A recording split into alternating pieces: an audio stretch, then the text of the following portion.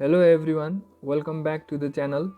In this video, I'll show you how you can get verified on the Bumble dating app. It's a very simple process, but there is a specific step where people find it very confusing. So make sure to watch it till the end. Let's start.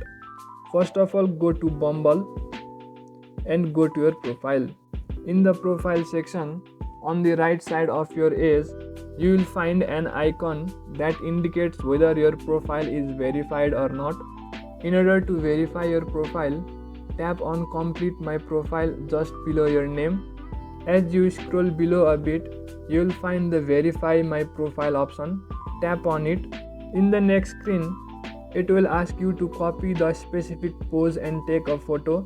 This is the step where many people get confused.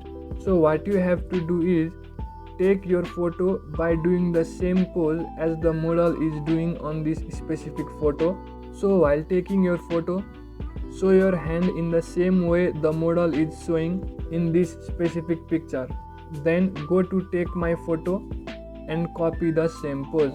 If you successfully copy the pose and take a picture, then the app will verify your account.